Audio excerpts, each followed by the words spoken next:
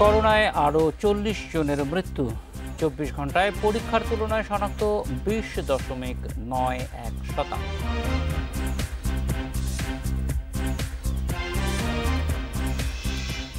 টেকনাফে পুলিশের সঙ্গে গোলাগুলিতে ৪ জন নিহত, ৩ জনই রোহিঙ্গা ডাকাত।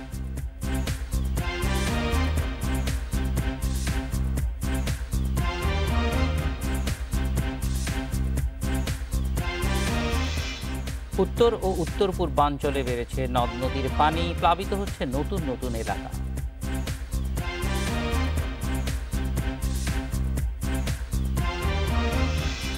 স্বাগত বিরতিহীন রাত ৯টায় বাংলাদেশে, শুনছিলেন শিরোনাম, এবার বিস্তারিত। গত ২৪ ঘন্টায় ৩,৮৬৮ জনের করোনা শনাক্ত হয়েছে, যা পরীক্ষার তুলনায় ১০.৯১%। শুক্রবার স্বাস্থ্য অধিদপ্তরের নিয়মিত ব্রিফিংয়ে জানানো হয়েছে মারা গেছে আরও ৪০ জন।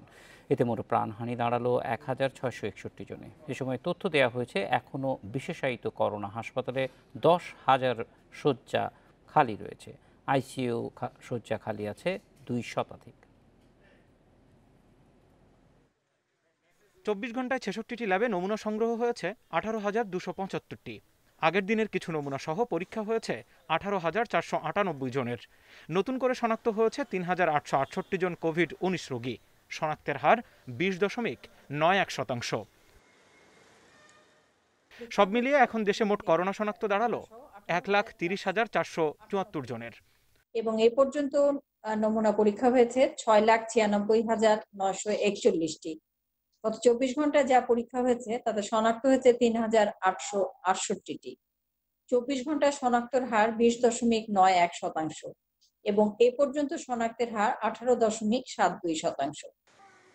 একদিনে করোনায় আরও ৪০ জনের মৃত্যু হয়েছে। এদের মধ্যে পুরুষ ৩১, নারী ৯ জন। মোট প্রাণহানি দাঁড়ালো ১,৬৬১ জনে। স্বাস্থ্য অধিদপ্তরের অতিরিক্ত মহাপরিচালক জানান, নতুন করে ১,৬৩৮ জন সহ মোট সুস্থ হয়েছেন ৫৩,১৩৩ জন। শতাংশের হারে ৪০.৭২। ২৪ ঘন্টায় মৃত্যুবরণ করেছেন ৪০ জন এবং এ পর্যন্ত ১,৬৬১ জন। শনাক্ত বিবেচনায় মৃত্যুর হার ১.২৭%। ব্রিফিংয়ে জানানো হয়, সারা দেশে কোভিড রোগীদের জন্য হাসপাতালে বেড আছে ১৪,৬১০টি এবং আইসিইউ বেড সংখ্যা ৩৭৯টি। এর মধ্যে সাধারণ বেডে রোগী আছে ৪,৬৯১ জন এবং আইসিইউতে ১৮৩ জন। অর্থাৎ এখনও ৯,৯৯১টি বেডই ফাঁকা, আর আইসিইউ বেড ফাঁকা আছে ২০৬টি। এর মধ্যে বেশিরভাগই ঢাকা মহানগরীতে। সমস্ত হাসপাতালগুলিতেই রোগী ভর্তি হতে পারবে, কারণ বেড শয্যা অনেক শয্যা খালি আছে। ঢাকা মহানগরীতে যেমন শয্যা খালি আছে, তেমনি অন্য বিভাগেরও সাধারণ শয্যাগুলি খালি আছে এবং রোগী গেলে সহজেই ভর্তি হতে পারবেন। ব্রিফিংয়ে তথ্য দেওয়া হয়, কোভিড রোগীদের জন্য ১০,০০০-এরও বেশি অক্সিজেন সিলিন্ডার আছে। এছাড়া কেউ হাসপাতালে ভর্তি হতে চাইলে কন্ট্রোল রুমে যোগাযোগ করারও পরামর্শ দেওয়া হয়েছে। Zahidul Bashar, Independent News, Dhaka. বাংলাদেশ ব্যাংকের পরিবর্তন ব্যবস্থাপনা পরামর্শক আল্লাহ মালিক কাজমি করোনায় আক্রান্ত হয়ে মারা গেছেন। বিকেলে রাজধানীর এভার কেয়ার হাসপাতালে চিকিৎসাধীন অবস্থায় তিনি মারা যান। আল্লাহ মালিক কাজমি করোনা ভাইরাসে আক্রান্ত হয়ে কয়েকদিন ধরে হাসপাতালটিতে চিকিৎসাধীন ছিলেন। সবশেষ শারীরিক অবস্থার অবনতি হলে তাকে লাইফ সাপোর্টে রাখা হয়েছিল। আল্লাহ মালিক কাজমির মৃত্যুতে বাংলাদেশ ব্যাংকের গভর্নর ফজলে কবির গভীর শোক প্রকাশ করেছেন।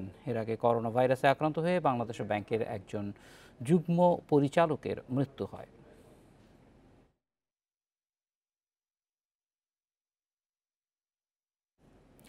রাজশাহী নগরীর কুমারপাড়ায় করোনা সন্দেহে কেউ এগিয়ে নিয়ে আসায় ২ ঘন্টা চেয়ারেই পড়েছিল আইনজীবী কৃষ্ণ কমল দত্তের মরদেহ। পরে খবর পেয়ে কোয়ান্টাম ফাউন্ডেশনের সদস্যরা সেখানে গিয়ে স্বাস্থ্যবিধি মেনে মরদেহ সৎকার করেন। কৃষ্ণ কমল দত্ত রাজশাহী ও নাটোর জেলা জজ আদালত ও বিভাগীয় শ্রম আদালতে ওকালতি করতেন।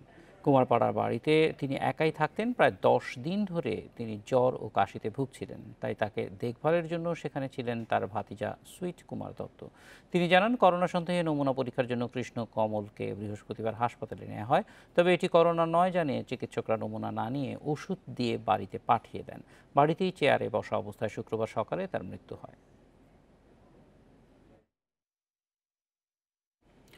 শুক্রবার ছুটির দিনে অধিকাংশ হাসপাতালে করোনা নমুনা সংগ্রহ ও পরীক্ষা বন্ধ থাকলেও রাজধানীর কয়েকটি হাসপাতালে চলে কার্যক্রম।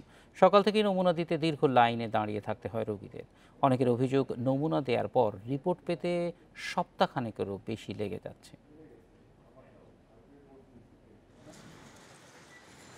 রাজধানীর মুগ্ধা হাসপাতালের সামনের চিত্র। করোনার উপসর্গ নিয়ে আসা রোগীরা দীর্ঘ সময় দাঁড়িয়ে আছেন টিকিট সংগ্রহ করতে। শুক্রবার অধিকাংশ হাসপাতালে করোনার নমুনা সংগ্রহ কার্যক্রম বন্ধ থাকে। যে কয়েকটি খোলা সেখানে ছিল এমন দীর্ঘ লাইন। মুগ্ধা হাসপাতালে প্রতিদিন 171 জনের নমুনা পরীক্ষা করা হয়। এর মধ্যে 100 জন থাকে কর্তব্যরত ডাক্তার, নার্স এবং হাসপাতালে ভর্তি রোগী ও স্বজনদের। বাকি 71টি টেস্ট সাধারণ মানুষের জন্য বরাদ্দ থাকে। এছাড়া এ এলাকার সংসদ সদস্য নিজ উদ্যোগে হাসপাতালের নার্সিং ইনস্টিটিউটে নমুনা সংগ্রহের বুথ দিয়েছেন। বেসরকারি একটি সংস্থা সেখানে প্রতিদিন 150 জনের নমুনা সংগ্রহ করে। করোনার নমুনা দিতে সাময়িক কষ্ট হলেও এখানে সাধারণ মানুষের মূল অভিযোগ নমুনার ফল পাওয়া নিয়ে। নমুনা দেওয়ার পর সপ্তাহ পার হলেও ফল পাওয়া যায় না বলে অভিযোগ তাদের। মঙ্গল, বুধ, বৃহস্পতিবার, শুক্রবার 4 দিন ধরে আমি মেসেজ পাই না। আমার হাজবেন্ড অসুস্থ, তারা বলছে যে 1 সপ্তাহ পরেও যায়, সমস্যা নেই। আসলে কারণটা সেটা সম্পূর্ণ স্বাস্থ্য অধিদপ্তরই ভালো জানে। কারণ হচ্ছে আমাদের টেস্ট করার দায়িত্ব দিয়েছেন, আমরা টেস্ট করি, রেজাল্ট নিয়ে আমরা কথা বলতে পারি না। কারণ ওদের আমরা দিয়ে দেই, ওরাই যেভাবে ভালো মনে করে ওইভাবে পাঠিয়ে দেয়। অবশ্য মুগ্ধা হাসপাতাল পরিচালকের দাবি 48 ঘন্টার মধ্যে নমুনা পরীক্ষার ফল দেওয়া হয়। তবে যে বেসরকারি সংস্থা নমুনা সংগ্রহ করছে তাদেরই ফল দিতে দেরি হচ্ছে। এছাড়া জনবল সংকটে নমুনা সংগ্রহের পরিমাণ বাড়ানো যাচ্ছে না বলেও জানান তিনি। 48 ঘন্টার মধ্যে রিপোর্ট দিয়ে দিই। এটা রোগীর মোবাইলে মেসেজে চলে যায়। যদি পজিটিভ হয় সাথে সাথে আমরা ফোন করে তার অবস্থাটা জানার চেষ্টা করি। যদি তার যদি শ্বাসকষ্ট থাকে, দরকার হলে আমরা অ্যাম্বুলেন্স পাঠিয়ে তাকে নিয়ে এসে ভর্তির ব্যবস্থা করি। আর এখানে যেটা এরা নতুন শুরু করছে, তো এদের আসলে পুরো সিস্টেমটা তাদের আয়ত্তে আনতে, রিপোর্ট ওইভাবে রেগুলার করতে একটু সময় লাগছে। প্রথমে 7 দিন লাগতো, এখন তারা কথা দিচ্ছে তারা 4 দিনের মধ্যে রিপোর্ট দেওয়ার চেষ্টা করে। সরকার নিয়োগ বিজ্ঞপ্তি দেয় খুব দ্রুত আরও 2000 টেকনোলজিস্ট কাজে যোগ দেবে বলেও জানান তিনি। Ijazur Rahman, independent News, Dhaka. কক্সবাজারের টেকনাফে পুলিশের সঙ্গে গোলাগুলিতে 3 রোহিঙ্গা ডাকাত সহ 4 জন নিহত হয়েছে। দুপুরে উখিয়ার হোয়াইখং পাহাড়ে এই ঘটনা ঘটে। কক্সবাজারের police super ABM Masud Hossain জানিয়েছেন, হোয়াইখং পাহাড়ের চাকমা পাড়া এলাকায় হাকিম ডাকাত তার সহযোগীদের অবস্থান নিশ্চিত হওয়ার পর অভিযান চালানো হয়। এ সময় পুলিশের উপস্থিতি টের পেয়ে ডাকাত দল পুলিশকে লক্ষ্য করে গুলি ছোড়ে। পুলিশও পাল্টা গুলি ছুড়লে বেশ কিছুক্ষণ গোলাগুলি হয়। এক পর্যায়ে হাকিম তার দল নিয়ে পালিয়ে গেলেও ঘটনাস্থলে 4 জনের মরদেহ পড়ে থাকতে দেখা যায়। তারা হাকিমের ভাই বশির ও হামিদ এবং অন্য 2 জন তাদের সহযোগী। ঘটনাস্থল থেকে 4টি LG, 2 রাউন্ড গুলি ও 40,000 ইয়াবা উদ্ধার করা হয়েছে। পুলিশের সঙ্গে গোলাগুলিতে এ পর্যন্ত হাকিম ডাকাতের 20 সহযোগীর মৃত্যু হল।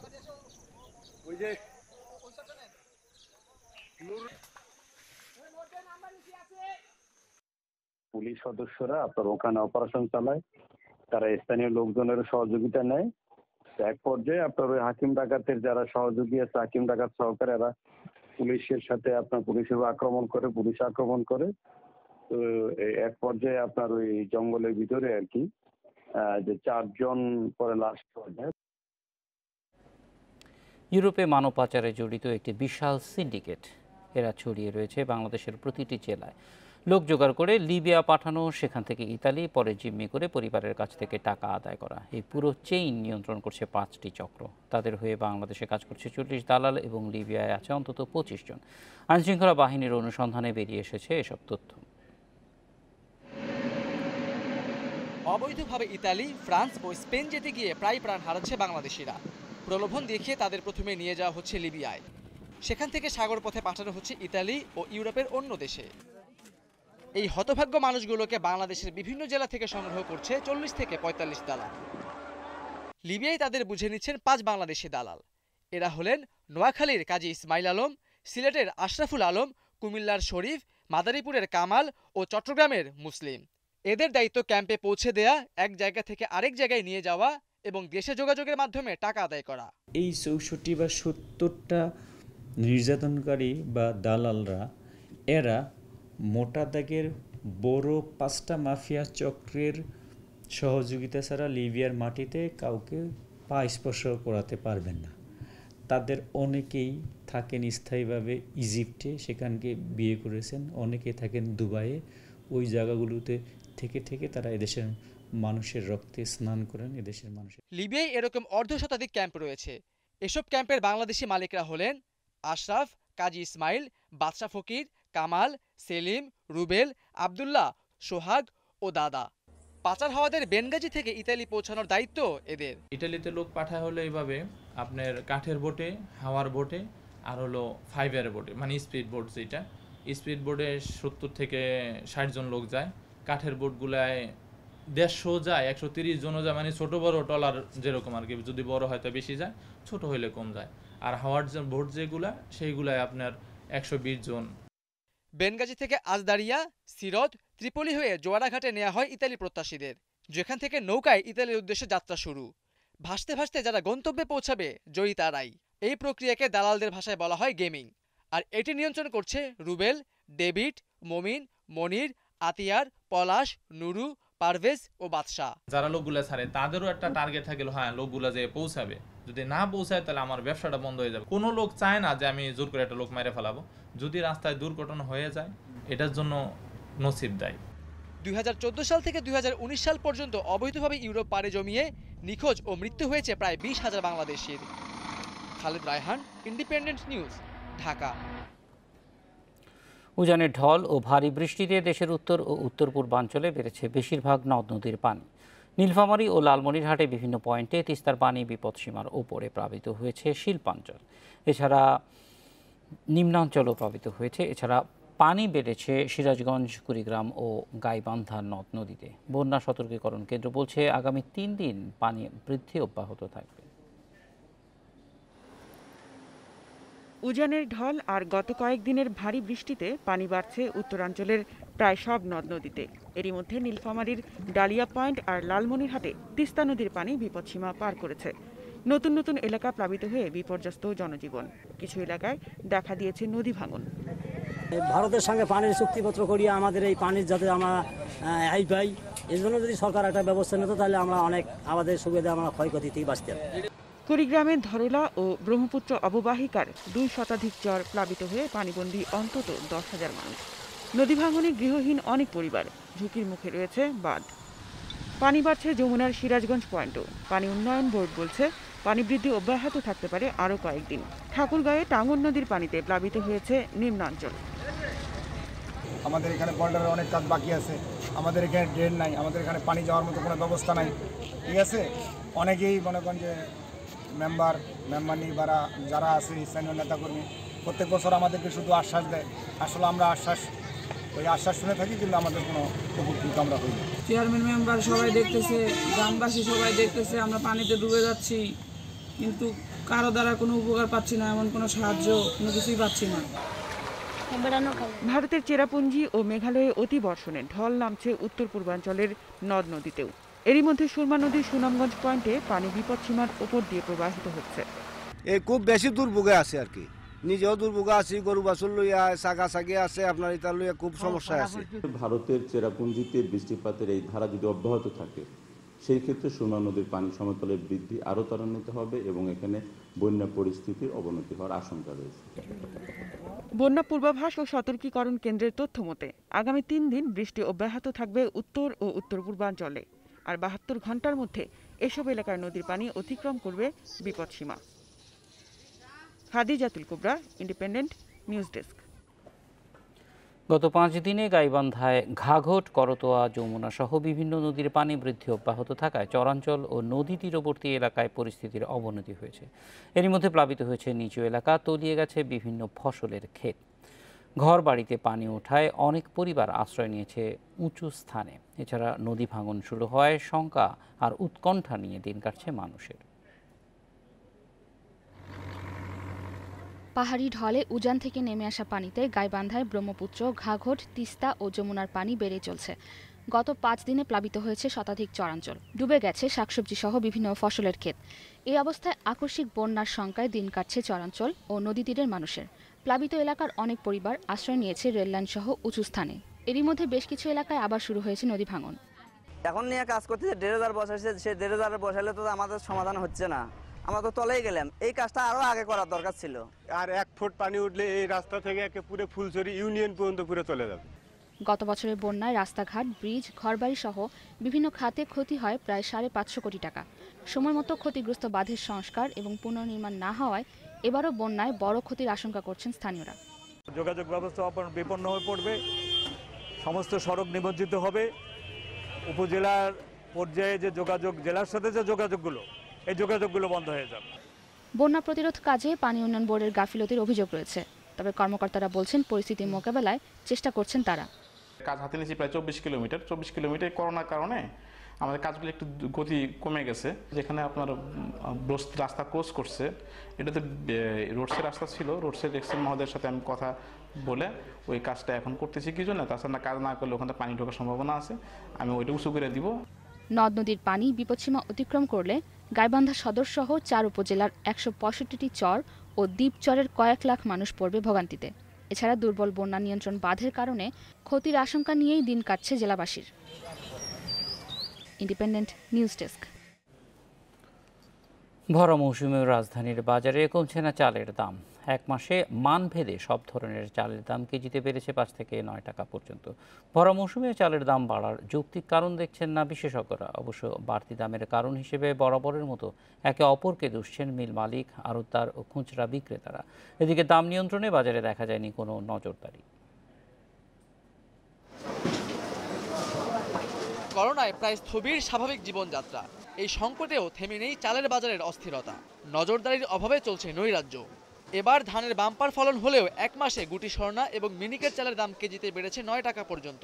নাজির এবং পাইজাম চালের দাম কেজিতে 8 টাকা আর 28 চাল কেজিতে 6 টাকা বেড়েছে। করোনায় নানাবিধ সংকটের মধ্যেই যৌক্তিক কারণ ছাড়াই চালের দাম বাড়ায় নাভিশ্বাস অবস্থা নিম্ন ও মধ্যয়ের মানুষের। চালের দাম চড়া, এই 1 সপ্তাহ আগে যা ছিল তার থেকেও কেজিতে 7-8 টাকা বৃদ্ধি। এবং আমরা নিজেরাও জানি না ভবিষ্যতে কি হবে, আছি আর কি, বেঁচে আছে। অবশ্য দাম বৃদ্ধি নিয়ে বরাবরের মতোই দোষারোপের পথ বেছে নিয়েছেন খুচরা ব্যবসায়ী, আড়তদার ও মিল মালিকরা।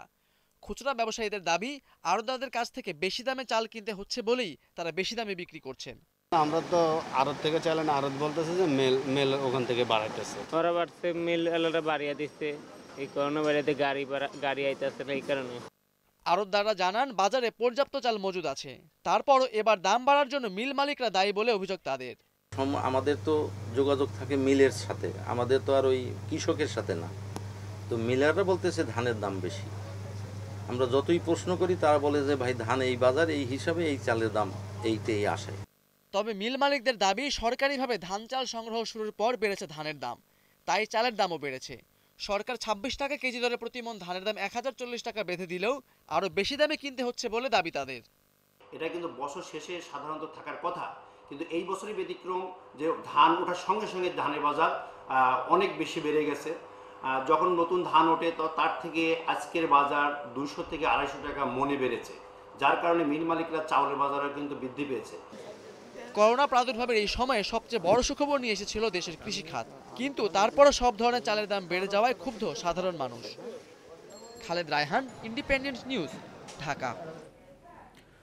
সময়ের সাথে পাল্লা দিয়ে বাড়ছে ভারতে করোনা আক্রান্তের সংখ্যা। শুক্রবার একদিনে সর্বোচ্চ 18,000-এর বেশি মানুষের করোনা শনাক্ত হয়েছে। তবে সরকারি হিসেবে এই সংখ্যা 17,000-এর কিছু বেশি। একদিনে 4 শতাধিক মৃত্যু নিয়ে দেশটিতে মোট প্রাণহানি ছাড়ালো 15,000।